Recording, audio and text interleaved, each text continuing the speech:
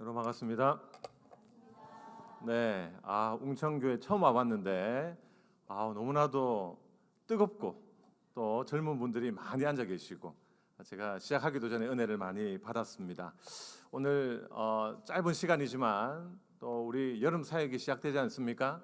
더욱더 힘있게 우리 여름 사역과 또 우리 가정의 신앙 교육을 잘 감당할 수 있도록 하나님께서 은혜 베풀어 달라는 그 간절한 마음으로 오늘 우리 함께 이 말씀을 들었으면 좋겠습니다.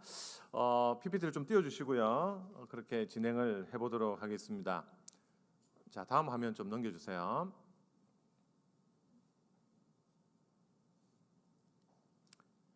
예, 제가 되네요. 다음, 예. 자, 여러분, 지금 한국에 이 다음 세대가 사라져가고 있다. 이런 말씀 많이 들으셨을 것입니다. 어느 정도 심각하냐고 하면요, 굉장히 지금 인원수들이 많이 줄고 있는데 통계에 따르면 저 방송실에 조금만 더 이거 해주실래요? 제가 조정이 안 됩니다. 네, 다음 화면요. 방송실에 하고 저하고 싱크가 안 되는데 첫 번째 화면으로 좀 띄워주십시오. 통계 화면을 좀 띄워주십시오.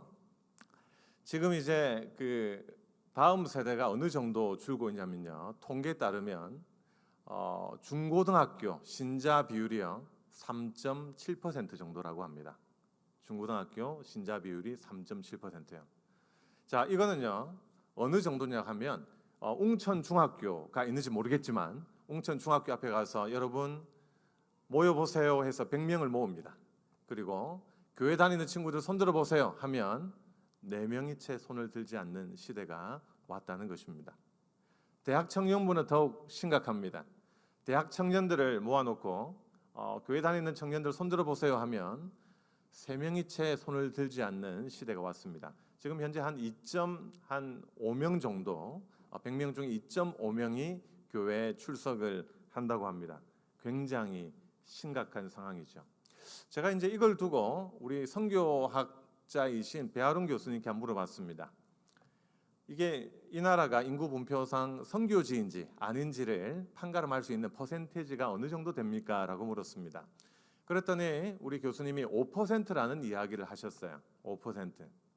자, 그러니까 5%가 넘지 않으면 그 나라가 선교 대상 국가라는 것인데 우리나라의 중고 대청이 바로 선교 대상이라는 것입니다.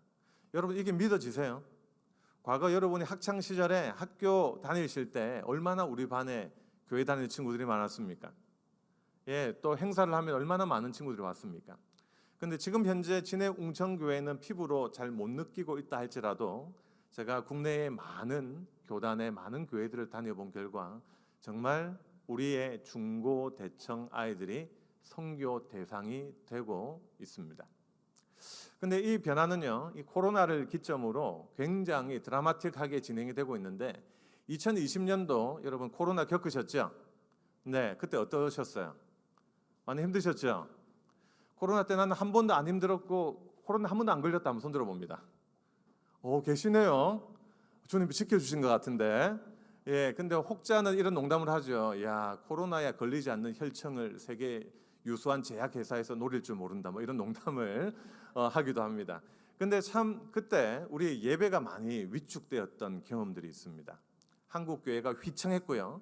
그리고 30% 이상의 성도들이 교회에서 이탈해 나가는 현상들이 있었습니다. 근데 그 이전의 화면을 좀 보시면 그때 왜 결석하셨습니까? 왜 교회 참석하지 않으셨습니까? 라고 전국의 성도들께 설문조사를 했습니다. 제일 왼쪽 화면을 보십시오. 25%에 해당하는 성도들이 내가 감염이 될까 봐 두려워서 교회에 가지 않았다고 했습니다. 신학교 교수인 저는 어땠을까요? 두려웠습니다.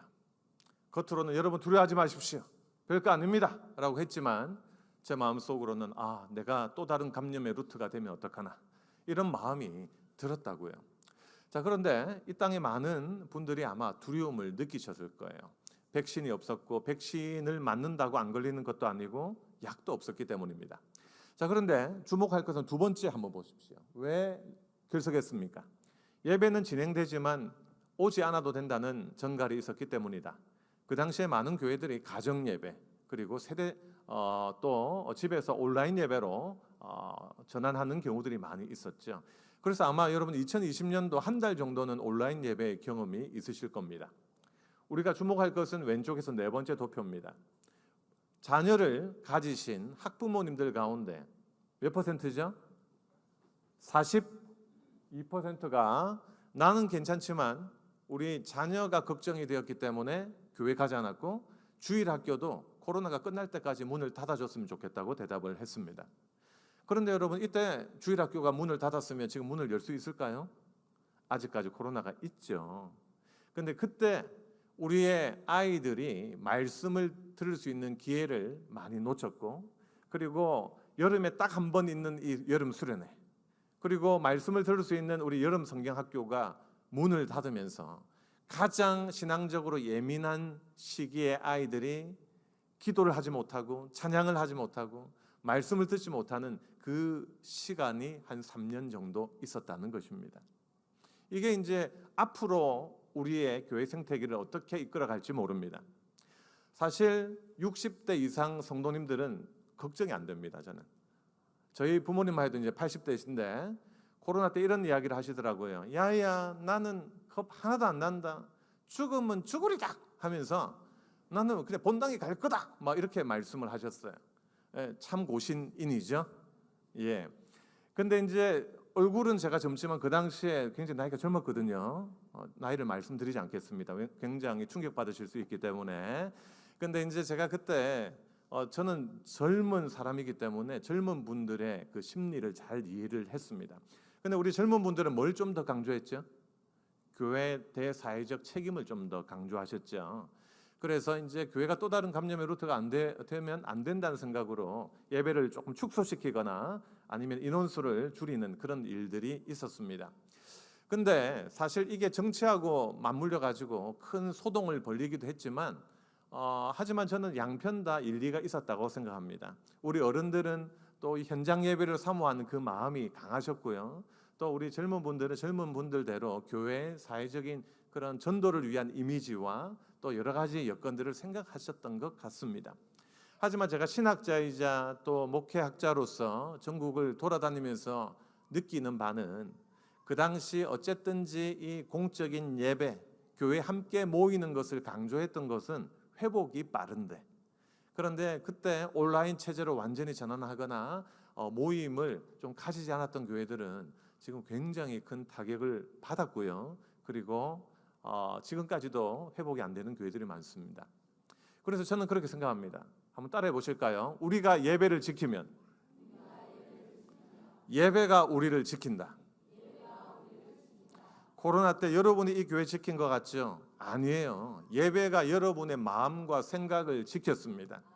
여러분이 우울의 늪에 빠지지 않고, 그리고 무릎 꿇지 않도록, 좌절하지 않도록 우리 예배 드리는 가운데 하나님이 우리의 마음에 감동을 주시고 새 힘을 주셔서 우리 웅천교회가 코로나 이후에 이렇게 많은 성도들이 오후 예배에 앉아있는 이런 힘을 제공하는 원동력이 되지 않았을까 생각합니다. 우리 좌우에 앉으신 분들과 이렇게 한번 인사해 볼까요? 예배의 자리를 지킵시다. 시작. 우리가 예배를 지키면 예배가 우리를 지키는 거예요. 여러분, 신앙 전수가 따로 있는 것 아닙니다. 뭐 공부를 철저하게 해가지고 뭔가 아이들 머릿속에 넣어줘야 신앙 전수가 되는 것 아니에요.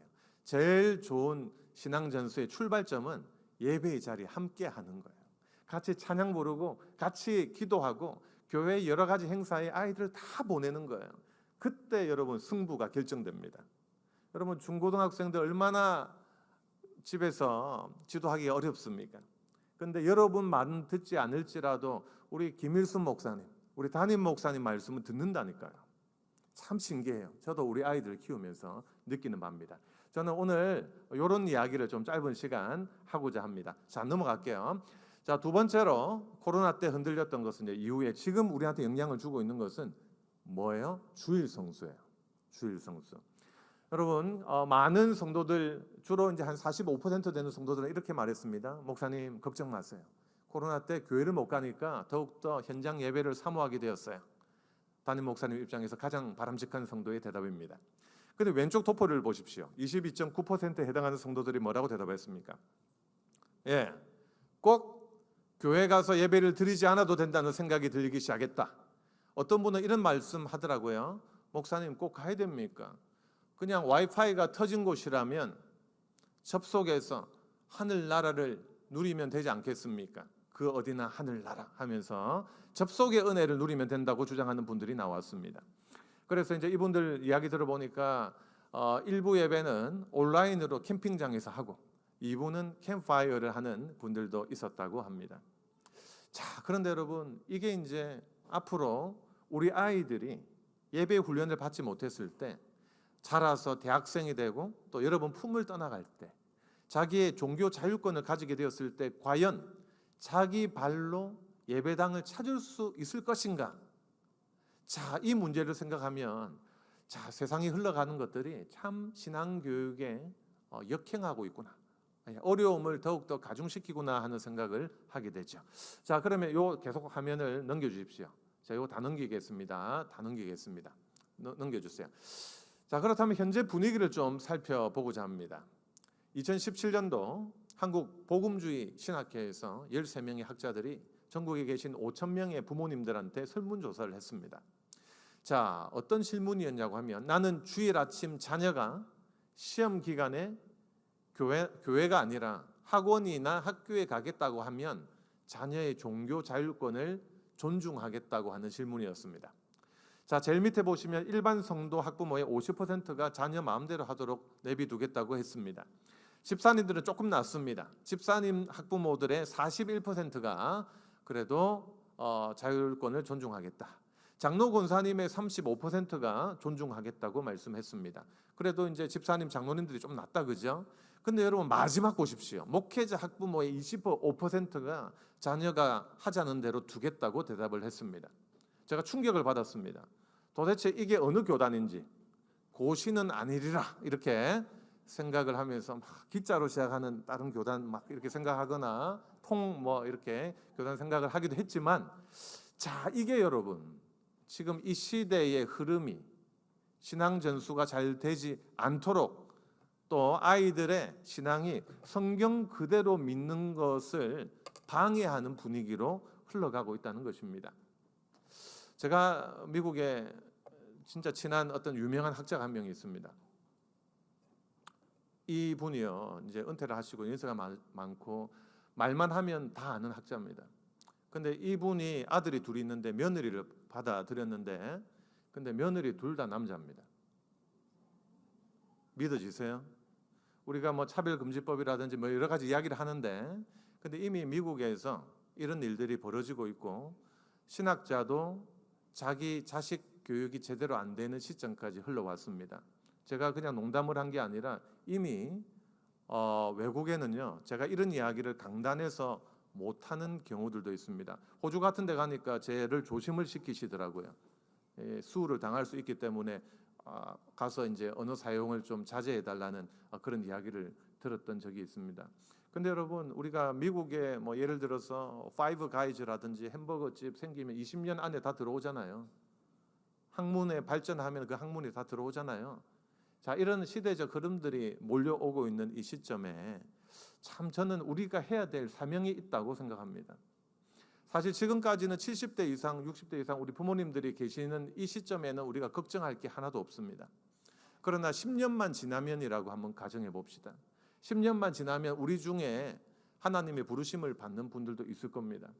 그리고 아까 제가 제 나이를 안 밝혔지만 제 나이 또래는 우리 어머니, 아버지 세대만큼 헌신적이지는 않습니다. 그래서 제가 참 죄송한 마음들이 많이 드는데 근데 지금은 우리가 교회당이 있고 성도들이 있고 교사가 있고 무언가 할 수 있지만 10년 후에 못할 시점이 분명히 올 거라는 거죠. 그렇기 때문에 저는 생각합니다. 지금 이 시점이 우리가 미래의 교회를 위해서 할 수 있는 마지막 골든 타임이 아닌가 하는 그 생각을 말입니다. 그래서 하나님이 저를 이곳에 보내셔서 오늘 이 말씀을 증거하라고 시켜주신 것 같습니다. 자, 그러면 넘어갈게요. 이거 아까 했고요. 넘어가겠습니다. 자, 넘어갈게요. 이거 넘어가겠습니다. 자, 이제부터 잘 들어보십시오. 자, 초대교회 2세기에서 3세기를 걸쳐 살았던 유명한 신학자이자 교부, 이제 지금으로 따지면 목사님이죠. 터툴리안이라는 분이 있었습니다. 이 터툴리안이 유명한 신학적인 논제를 던졌습니다. 지금까지도 굉장히 유명한 질문인데요. 자, 이 질문은 이겁니다. 신실한 신자는 태어나는가 아니면 만들어지는가 하는 질문입니다. 제가 여러분께 부탁드립니다. 손을 꼭 한 번은 들어주세요. 천안에서 왔어요. 여러분 도와주셔야 돼요. 시차가 느껴집니다. 우리나라 시차가 없는 나라인데. 자, 신실한 신자는 태어난다가 더 옳다고 생각한다. 한번 손 들어봅니다. 좋습니다. 5분 들어주셨습니다. 신실한 신자는 만들어진다. 손 들어주십시오. 오, 거의 모두가 들어주셨습니다. 감사합니다. 저 3번이 없다고 말하지 않았는데 3번이 있습니다, 여러분. 신실한 신자는 태어나면서 동시에 만들어진다. 예, 복수 지원하시면 안 되는데 감사합니다. 답을 맞추신 분들도 한 5분 계시는 것 같습니다. 정답은 신실한 신자는 태어나면서 동시에 만들어진답니다. 여러분 한번 생각해 보십시오. 믿음은 하나님의 선물입니다. 하나님이 믿음의 복을 주시지 않으면 제 아무리 석학이라도 하나님을 머릿속에 믿을 수가 없습니다. 그런 차원에서 믿음은 선물이에요. 신실한 신자는 태어납니다. 동시에 신실한 신자는요, 만들어집니다. 처음에는 부족하지만 여러분과 같은 좋은 교사, 성도들의 도움으로 신실한 주님의 제자로 점점 만들어지는 것이죠. 자, 그렇기 때문에 신실한 신자는 태어나면서 동시에 만들어진답니다. 지금은 제가 신학교 교수라고 하니까 여러분이 참 점잖게 또 홀리하게 이렇게 보실 것 같은데요. 사실 제가 어릴 때 굉장히 난폭한 아이라는 말씀을 저희 어머니가 해주셨습니다. 얼마나 힘이 셌던지 제가 7살 때 초등학교 우리 형아 누나들이 학교 갈 때 골목에 나가서 학교 못 가 하면 2학년까지 학교를 못 갔다는 전설이 부산시 연제구 연산호동 1405-30번지 이렇게 내려오고 있답니다. 근데 제가 변화하는 결정적인 사건이 있었습니다. 7살 때 저희 교회가 우리 웅천교회처럼 아주 이쁘게 건축을 했습니다. 근데 참 아이들이 기뻐했습니다. 왜냐하면 교회 숨바꼭질할 장소가 너무나도 많아졌기 때문입니다. 새 건물이니까 얼마나 많았겠어요. 그래서 주일 저녁 예배, 수요 저녁, 금요 철야 무조건 엄마를 따라 교회에 갔습니다. 밖에서 같이 노는 거죠. 근데 입구 옆에 아주 새롭게 보이는 빨간 버튼이 하나 있었습니다. 안에서는 300명이 주일 예배를 드리고 있는데 아이들 사이에 갑론을박이 벌어졌습니다. 도대체 이게 어디에 쓰는 물건인고 하는 논쟁이었습니다. 한참 말싸움을 하다가 아이들이 저한테 부탁했습니다. 화랑아, 네가 좀 알아봐다오, 이렇게 이야기를 했습니다. 그래서 제가 이야기했어요. 걱정하지 마. 이거 그냥 누르면 되는 거야. 내가 한번 눌러볼게 했습니다. 눌렀습니다.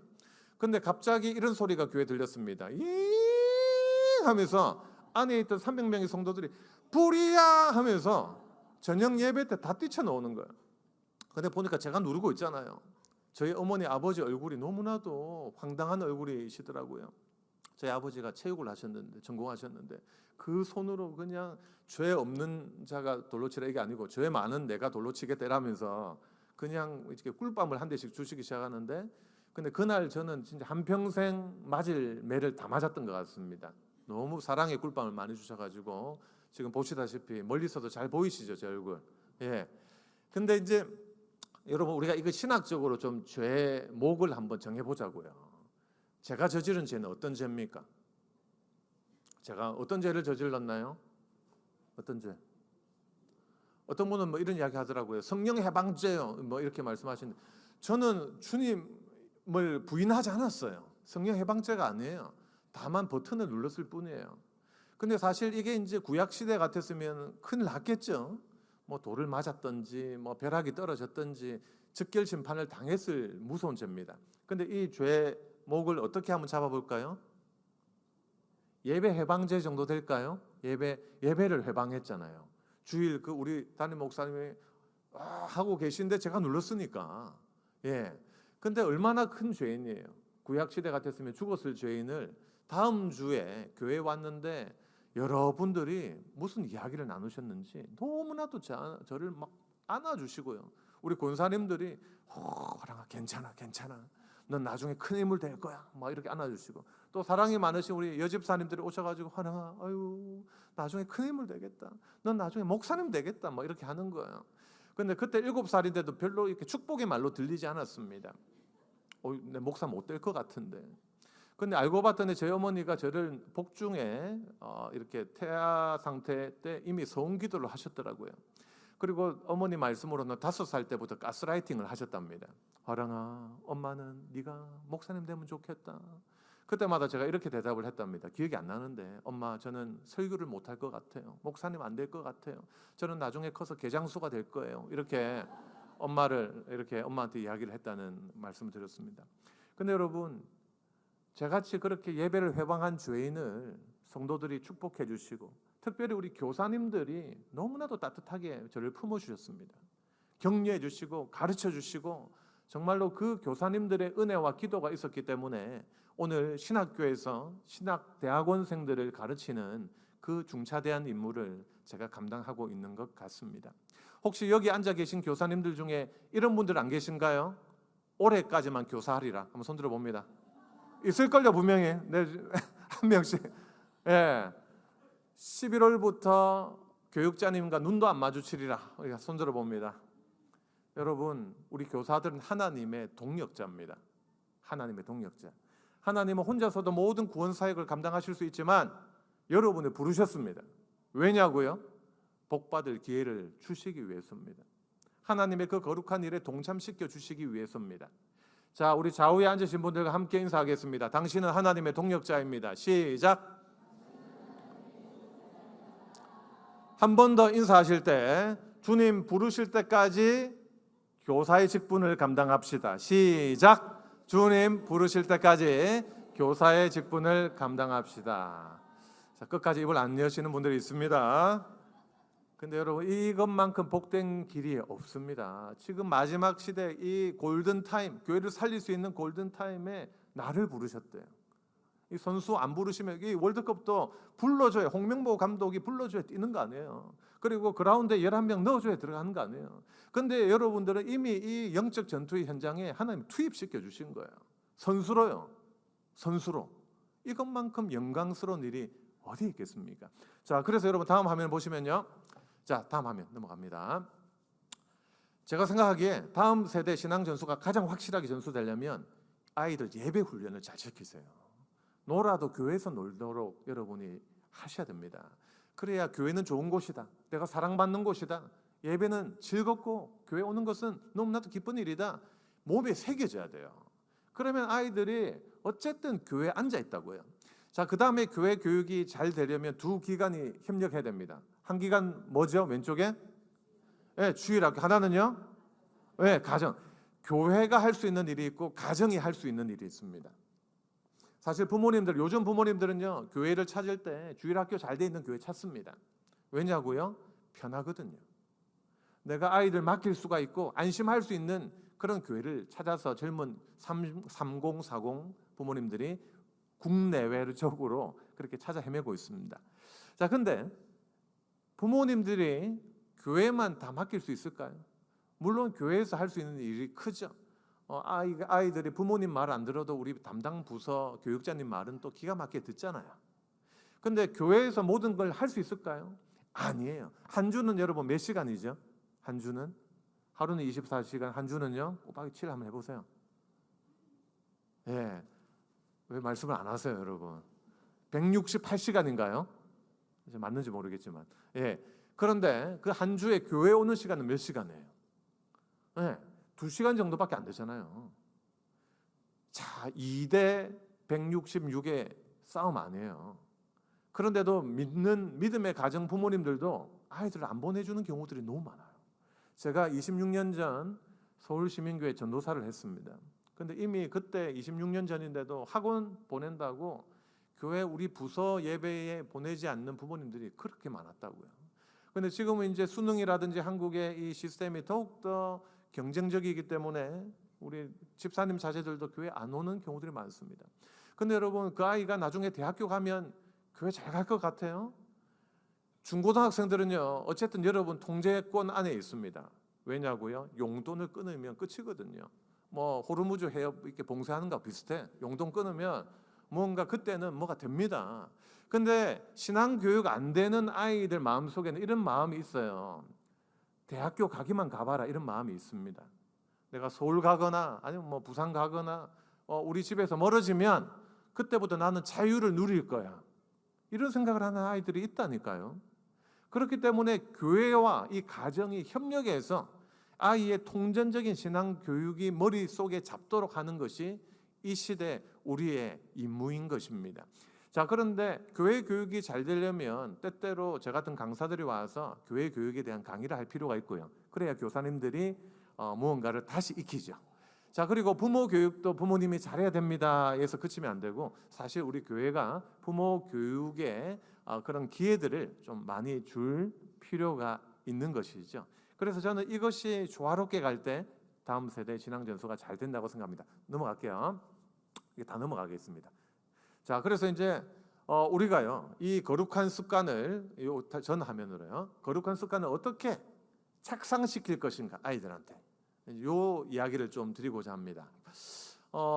아주 유명한 철학자죠. 마이클 폴란이라고 하는 철학자가 책을 많이 썼는데 한국에 한 6권 번역되어 있습니다. 근데 저는 그 책을 여러분 다 읽으실 필요가 없고 한 문장만 기억하시면 6권 읽는 효과가 있다고 생각합니다. 그 문장이 바로 뒤에 있는 문장입니다. 우리 같이 한번 읽어볼까요? 시작! 자, 여러분, 이게 무슨 말입니까? 설사 이 아이가 말로 표현하지 못한다 할지라도 지식이 부재한 것이 아니라 무언가 마음속에는 그게 자리 잡고 있다는 뜻이죠. 그러니까 우리가 모여서 함께하는 이게 헛된 게 하나도 없다는 겁니다. 제가 한 가지 예를 들겠습니다. 제가 이제 유학 생활에 우리 이제 딸이 이제 제가 2명 있어요. 근데 첫째 딸이 초등학교 1학년이 되었을 때 저한테 소원을 말했어요. 아빠, 2바퀴 자전거가 너무 갖고 싶고 또 2바퀴 자전거를 배우고 싶대요. 그래서 제가 없는 살림에 이제 2바퀴 자전거 어떻게 구했습니다. 그리고 아이에게 설명을 했습니다. 수정아, 이 자전거는 이렇게 타는 거야. 아무리 말로 설명해도 아이가 자전거 타는 법을 익히지 못했습니다. 그래서 제가 안 되겠다 싶어가지고 아이를 데리고 풀밭으로 갔습니다. 풀밭에 가서 이제 자전거 뒤에 의자가 있잖아요. 딱 잡으면서 제가 말했습니다. 수정아, 아빠가 끝까지 잡아줄게. 우리 하나, 둘, 셋 하면 같이 뛰자. 이야기를 했습니다. 그러면 목사가 이야기하는데 믿어야 될 거 아닙니까? 아이가 못 믿겠다는 표정으로 이렇게 한번 돌아봤습니다. 아빠 절대로 놓으면 안 돼. 아빠 끝까지 잡아줘야 돼. 걱정하지 마. 아빠 끝까지 잡아줄게. 아빠를 믿어. 야, 그런데 한 번 더 뒤를 돌아봤습니다. 그러면서 저한테 이렇게 말했습니다. 아빠, 목사님이 거짓말하면 안 돼. 아빠 목사님이야. 이렇게 이야기를 하는 거야. 속으로 뭐가 섬찟했습니다. 아니, 이 어린 것이 어떻게 영안이 밝아가지고 말이야. 어떻게 알았지? 뭐 이렇게 생각을 했습니다. 그래도 어떻게 합니까? 자, 잡아야죠. 일단 아이를 달래야죠. 자, 잡고 이제 출발을 하려고 합니다. 자, 하나, 둘, 셋, 출발했습니다. 자, 여기서 여러분이 손을 한 번 더 들어주셔야 됩니다. 좋은 부모는 어떤 부모입니까? 1번, 끝까지 손을 떼지 않는 언약의 신실한 부모. 한번 손 들어봅니다. 예, 감사합니다. 자, 2번, 언젠가는 손을 떼는 부모. 감사합니다. 3번은 없습니다, 여러분. 지금 3번을 기다리시니까 3번 없어요. 자, 저는 어떻게 했을 것 같아요? 언약에 신실할 것 같지 않습니까? 신학교 교수인데? 아닙니다. 제가 이제 확 뛰다가 5초 후에 손을 놓았습니다. 어떻게 되었을까요? 바로 넘어지지 않고 한 3초 가다가 꽈당 넘어졌습니다. 그때 저는 저희 아이의 표정과 그 고함 소리를 잊을 수가 없습니다. 씩씩 털면서 일어나가지고 아빠, 목사님 왜 거짓말해? 이렇게 외쳤습니다. 그런데 그때 사람이 지나갔는데 가슴이 철컹했는데 자세히 보니까 미국 백인 아이들이 지나가더라고요. 교포님들이 지나갔으면 굉장히 부끄러울 뻔했는데, 근데 한번 보십시오. 한 번의 실천 프랙티스로 아이에게 자전거 타는 지식을 전수할 수 없었습니다. 근데 2번, 3번 반복되니까 아이의 몸에 자전거 타는 지식이 새겨지기 시작했습니다. 아이는 자기가 타는 그 방법을 말로 설명하지 못했습니다. 하지만 아이의 몸이 자전거 타는 방법을 기억하기 시작했습니다. 저는 이게 우리 신앙 교육과 너무 비슷하다고 생각합니다. 여러분, 기도의 예를 한번 볼까요? 기도. 다음 화면을 보면 기도예요. 여러분, 저기는요 우리 신대원입니다. 신대원생들은요 새벽 기도회를 잘 해야 됩니다. 화수목금 새벽 기도회가 있고요, 화수목 경건회가 있습니다. 그거를 3년 동안 17회 빠지면 강도사 인허를 주지 않습니다. 근데 이제 저도 2000년도에 이제 신대원 입학했는데 학생들은 어쨌든 숨어서 새벽기도를 안 가려고 합니다. 그리고 교수님들은 잡으려고 합니다. 저희 때는요, 출석 체크를 지금은 앱으로 하지만 예전에는 이제 스티커를 받아왔습니다. 본당 가서 스티커 받아와서 내 일지에 붙여요. 자, 그런데요, 제가 어느 날 화장실에 이제 6시에 새벽기도 시작하는데 5시 50분에 화장실 갔다가 어떤 분을 이렇게 조금 이렇게 주목하게 되었습니다. 아주 깊은 곳으로 들어가시더라고요. 사운드가 끝이 났습니다. 그러면은 나와야죠. 근데 보니까 이분이 안 나왔어요. 그리고 어둠의 루트로 구한 그냥 문방구를 한 10군데 정도 다니면 스티커 똑같은 거 있을 거 아닙니까? 그 스티커를 가지고 와가지고 붙여가지고 2시간을 더 잤다는 훈훈한 소리가 들려왔습니다. 근데 누가 이제 학생이 교수님한테 일러줬나 봐요. 그러니까 교수님이 다음 주부터 어디에 출몰 하신다고요? 화장실에 오시는 거예요. 그러면서 문화랑실 빨리 갑시다 막 이렇게 선도하셨던 기억이 납니다. 근데 학생들은 누굽니까? 환란과 핍박 속에서도 끝까지 숨는 자들이 학생들입니다. 저희 신대원은 3인 1실이거든요. 2층 침대 하나, 1층 침대 하나예요. 근데 2층 침대는요, 한 60kg 안 되는 슬림형 전도사님이 올라가셔서 이렇게 얇은 이불을 깔면 멀리서 보면 겨울 이불처럼 보이는 착시 효과가 일어납니다. 학생이 한 명 그렇게 해서 성공했다는 소식이 또 교수님한테 들어간 거예요. 그러니까 교수님이 그 다음 주에 신무기를 갖고 오셨는데 지휘봉을 갖고 오셨더라고요. 그래가지고 문을 열고 군인도 아닌데 이걸 다 찔러 보세요.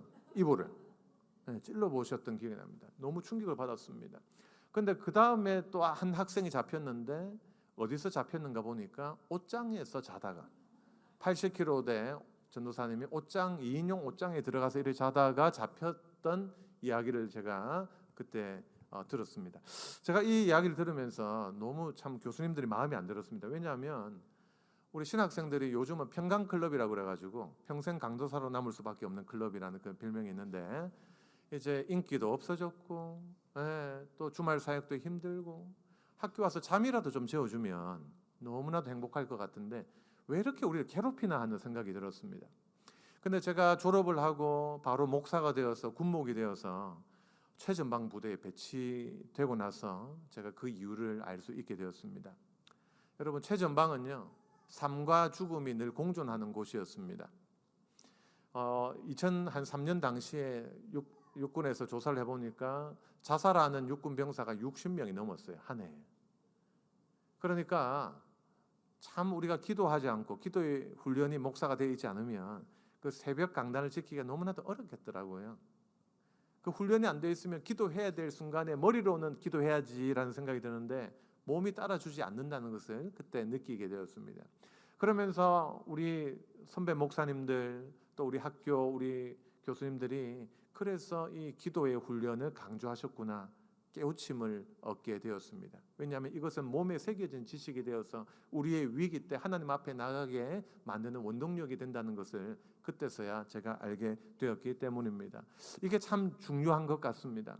우리 성도님들 지금 IMF보다 더 어려운 시기를 살아가고 있지 않습니까? 제가 대학교 때 우리 IMF 와서 참 힘든 우리 시절을 보냈었는데 근데 지금 경기도 어렵고 어떻게 될 줄 모르겠다는 생각들을 많이 하시죠. 또 요즘 질병들 얼마나 많습니까? 참 아프신 분들이 한 가정당 꼭 있으신 것 같은 시대입니다. 근데 여러분, 기도의 훈련이 되어 있지 않으면 우리가 하나님 앞에 나가기보다는 세상을 의지하고 또 사람의 위로를 받으려고 하지 않습니까? 근데 저는 짧은 인생 살아보니까 모든 것이 하나님 손에 달려 있더라고요.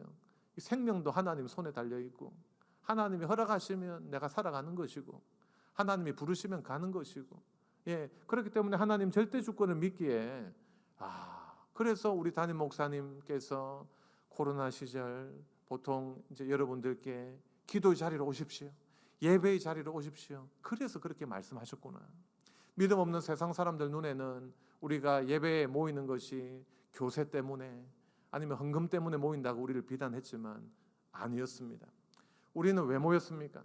예배는 우리 신자의 심장박동과도 같기 때문에 우리는 모였습니다.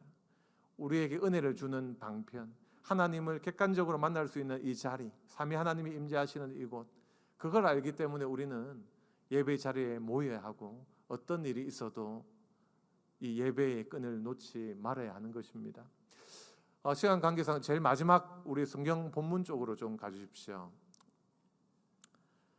아무리 좋은 강사도 시간을 어기면 나쁜 강사가 될 수 있다는 우리 은사님의 조언을 따라서 이 말씀을 보면서 좀 마무리를 해볼까 합니다.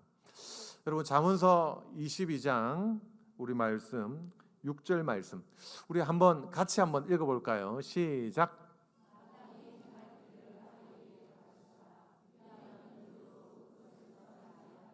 한 번 더 읽겠습니다. 시작.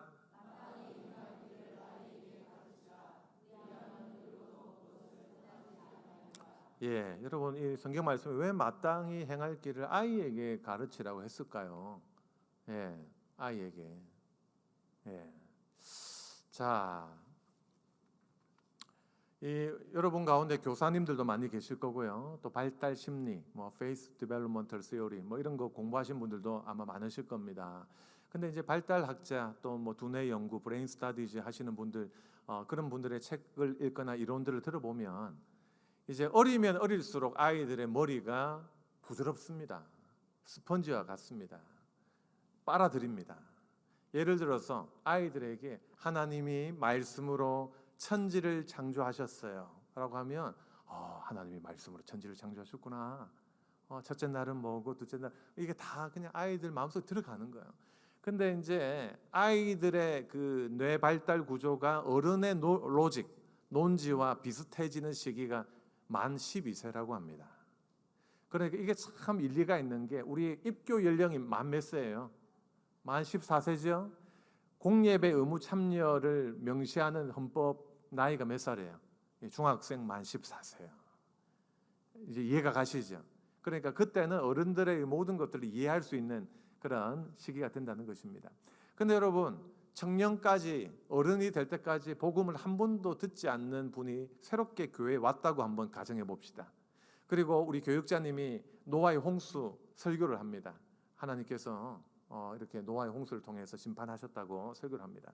근데 갑자기 그 새로운 청년, 교회 처음 나와보는 청년이 손을 번쩍 듭니다. 아니 목사님, 노아의 홍수 때 온 지면이 물에 잠겼다고요?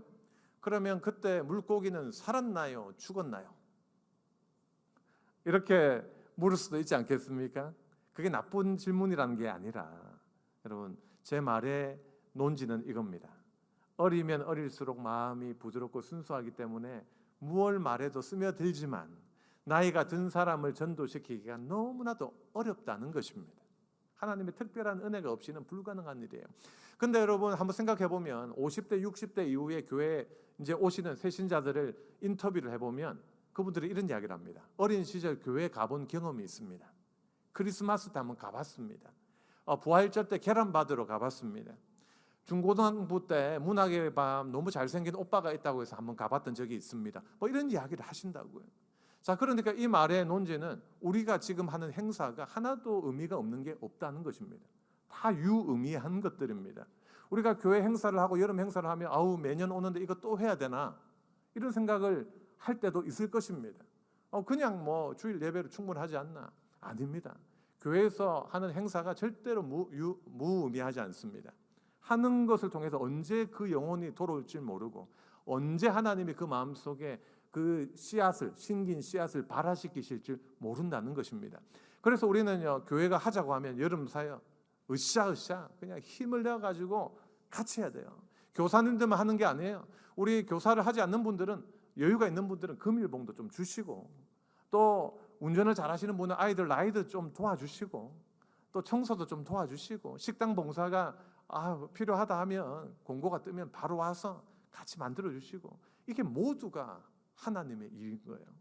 우리 하나님이 이거 하라고 이 시대에 저를 포함한 여러분들을 이 교회에 불러주신 것 같습니다.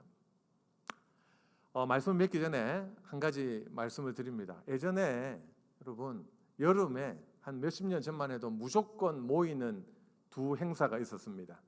이때까지 여러분 퀴즈 계속 못 맞추셨으니까 마지막에 한번 맞춰보십시오. 자, 가기 전에 마지막 기회를 드립니다.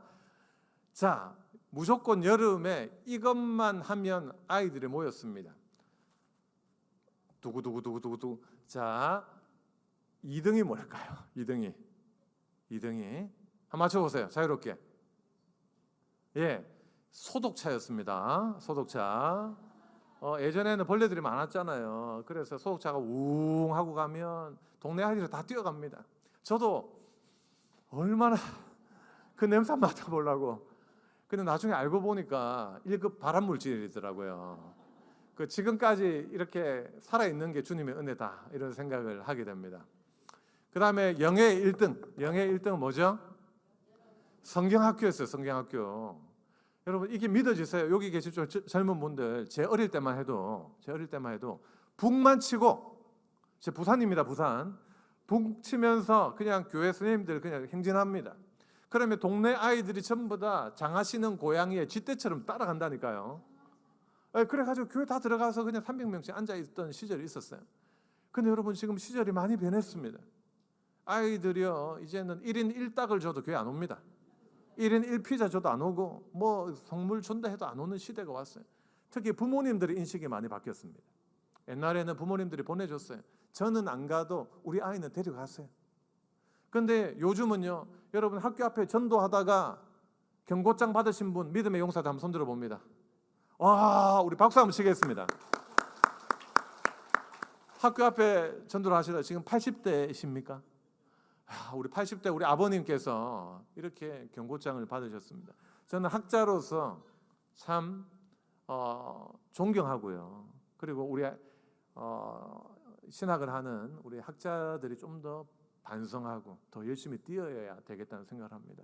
우리 성도님들을 보면서 제가 마음이 안심이 되는 게, 정말 여러분 열정이 있으시고 주의 나라를 향한 마음이 있으시고, 그래서 아까 찬양 들어올 때 제가 30년 전 우리 가야성한교회, 예전에 우리 윤장원 목사님 살아계실 때 그때 느낌을 받았어요.